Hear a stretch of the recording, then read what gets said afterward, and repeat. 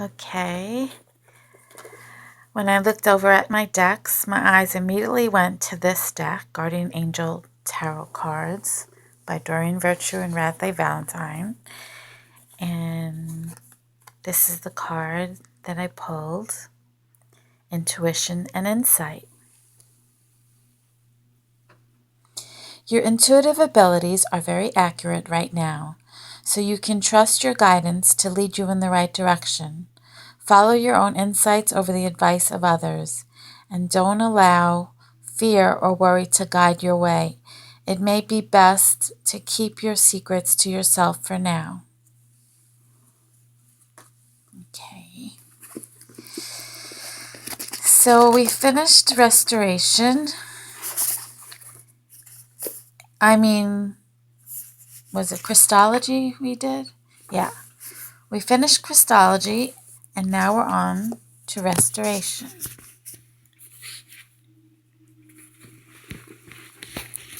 The providence of restoration refers to God's work to restore human beings to our original unfallen state so that we may fulfill the purpose of creation. Human beings fell from the top of the growth stage and have been held under Satan's dominion ever since. To restore human beings, God works to cut off Satan's influence. We must have the original sin removed before we can sever Satan's bonds and be restored to the state before the fall.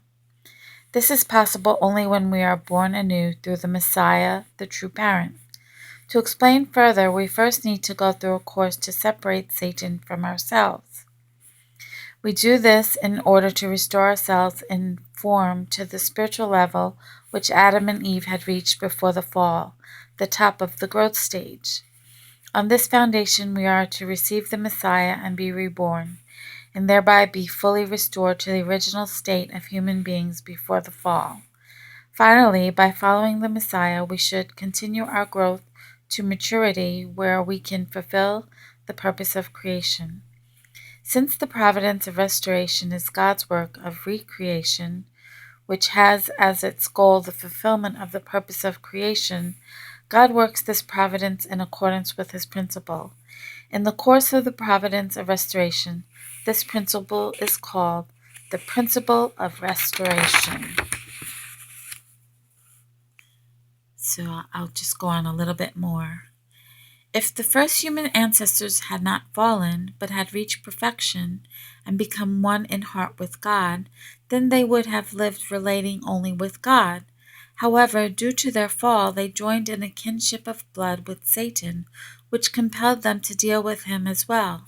Immediately after the fall, when Adam and Eve had the original sin, but had not yet committed any subsequent good or evil deeds, they found themselves in the midway position, a position between God and Satan where they were relating with both.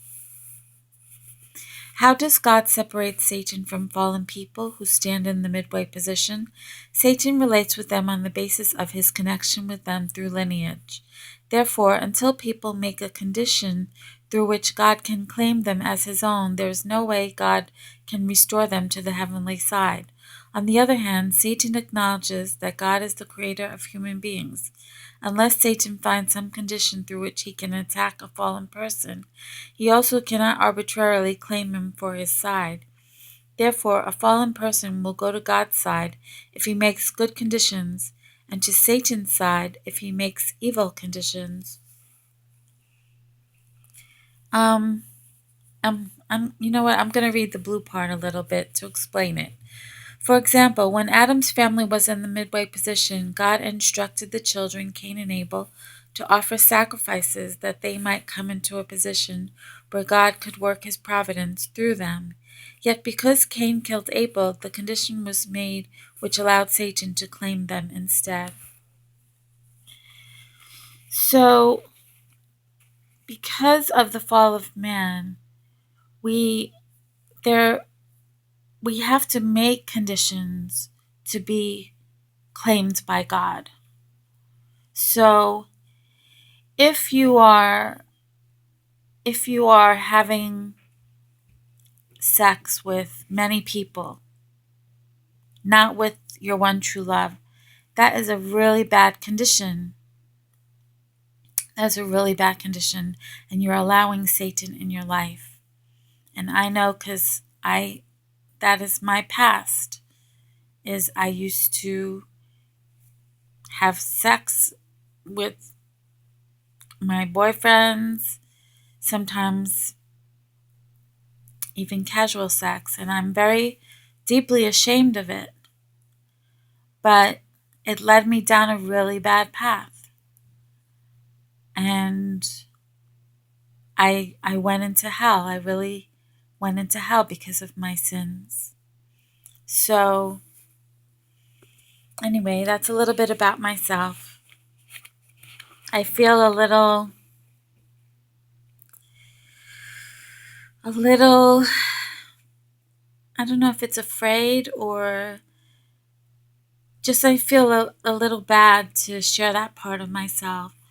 I haven't had sex since 2007, and I decided finally, I decided I'm going to wait until I'm married. So I have been doing things so that God can claim me.